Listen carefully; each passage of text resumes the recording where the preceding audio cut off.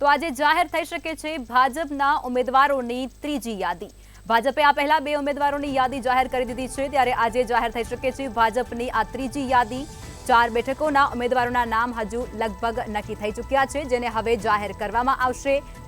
અમરેલી મહેસાણા બંનેમાંથી એક બેઠક પર મહિલા ઉમેદવારો પણ હોઈ શકે છે તેવું અત્યારે માહિતી મળી રહી છે સૂત્રો દ્વારા। ત્યારે અમરેલીથી કડવા પાટીદારને મળી શકે છે ટિકિટ। મહેસાણાથી લેઉવા પાટીદારનું નામ લગભગ નક્કી કરી દેવામાં આવી ચૂક્યું છે, જો કે યાદી બહાર પડતાની સાથે જ વિગતો સામે આવશે। ત્યારે આજે જાહેર થઈ શકે છે ભાજપની આ ત્રીજી યાદી। 4 બેઠકોના ઉમેદવારોના નામ લગભગ નક્કી થઈ ચૂક્યા છે।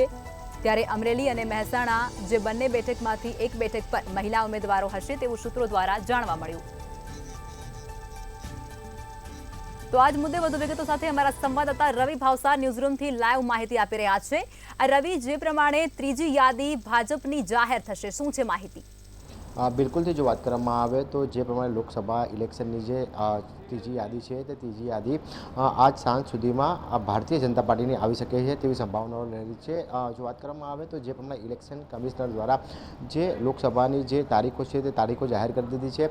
ગુજરાતમાં ત્રીજા તબક્કાનું મતદાન એટલે કે 7મી મેના રોજ છે મતદાન છે તે મતદાન થવા જઈ રહ્યું છે। ત્યારે ભારતીય જનતા પાર્ટી દ્વારા જે 22 જેટલા જે ઉમેદવારો છે તે ઉમેદવારોની યાદી છે તે જાહેર કરી દીધી છે। માત્ર જે 4 ઉમેદવારો છે તે 4 ઉમેદવારો જાહેર કરવાના બાકી છે। તેને લઈને ક્યાંક ને ક્યાંક ભાજપના દિલ્હી ખાતે જે બેઠકો છે તે બેઠકનો દોર પણ પતી ગયો છે। જો વાત કરવામાં આવે તો ગઈકાલે મુખ્યમંત્રી ભૂપેન્દ્ર પટેલ અને CR પાટીલ દ્વારા જે ઉચ્ચ સ્તરીય બેઠક છે ભાજપની તેમાં હાજરી આપવામાં આવી હતી। ત્યારબાદ જે નામો છે તે નામો લગભગ નક્કી છે તે નક્કી થઈ ચૂક્યા છે। જો વાત કરવામાં આવે તો મોડી સાંજ સુધીમાં જે યાદી છે તે યાદી આવે તેવી સંભાવનાઓ રહેલી છે। એટલે કે કહી શકાય કે અમરેલી, મહેસાણા, જૂનાગઢ અને સુરેન્દ્રનગરના જે 4 ઉમેદવાર છે તે 4 ઉમેદવારોની યાદી છે તે લગભગ સાંજ સુધી આવે તેવી સંભાવનાઓ રહેલી છે। જો વાત કરવામાં આવે તો જે પ્રમાણે જે સૂત્રો દ્વારા જે માહિતી મળી રહી છે એટલે કે કહી શકાય કે જે પ્રમાણે અમરેલી અને મહેસાણા બંનેમાંથી એક બેઠક ઉપર મહિલા ઉમેદવાર છે તે મહિલા ઉમેદવાર ઉપર ભારતીય જનતા પાર્ટી છે તે ક્યાંક ને ક્યાંક મહોર મારી શકે તેવી સંભાવનાઓ રહેલી છે। અને જો વાત કરવામાં આવે તો અમરેલીથી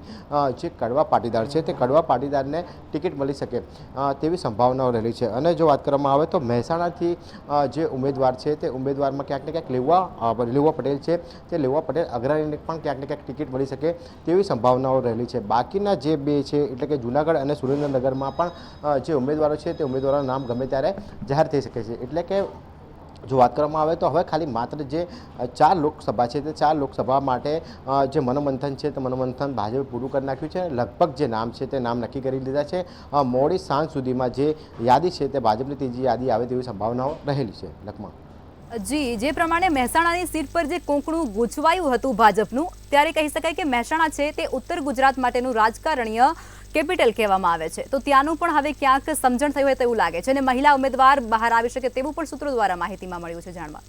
થી કહી શકાય કે મહેસાણા એ પાટીદારોનો ગઢ છે તે ગઢ કહી શકાય। તેમાં જે પાટીદારો જે મતદારો છે તેમની સંખ્યા મોટા પ્રમાણમાં છે। એટલે કે કહી શકાય કે ભારતીય જનતા પાર્ટી છે તે ક્યાંક ને ક્યાંક પાટીદાર વોટ બેંક છે તે વોટ બેંક પોતાની બાજુ રાખવા માટે પણ જે મહિલા ઉમેદવાર છે તે મહિલા ઉમેદવારને સ્થાન આપે તેવી સંભાવના રહેલી છે। પરંતુ જે પ્રમાણે હાલમાં જે નામ ચાલી રહ્યા છે એટલે કે કહી શકાય કે મહેસાણાથી લેઉવા પટેલ અગ્રણી છે તે અગ્રણીનું નામ અત્યારે હાલ આગળ ચાલી રહ્યું છે। અને સાથે જ જો વાત કરવામાં આવે તો જે પ્રમાણે મહિલા ઉમેદવારને પણ ક્યાંક ને ક્યાંક સ્થાન અપાય તેવી સંભાવનાઓ રહેલી છે। એટલે કે કહી શકાય કે જે 4 જે લોકસભા છે તે લોકસભા માટે ભારતીય જનતા પાર્ટી દ્વારા મનોમંથન છે તે પૂરું કરી દેવામાં આવ્યું છે।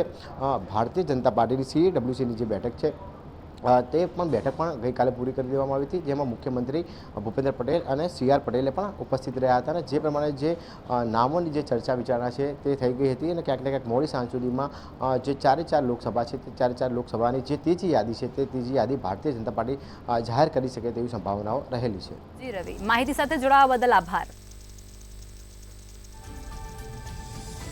તો આ સૌથી મોટા સમાચાર કહી શકાય છે જે સામે આવી રહ્યા છે ભાજપની હવે ત્રીજી યાદી પણ જાહેર થઈ શકે છે। જે 4 નામ ઉમેદવારોના બાકી છે તેના પર મહોર લાગી શકે છે।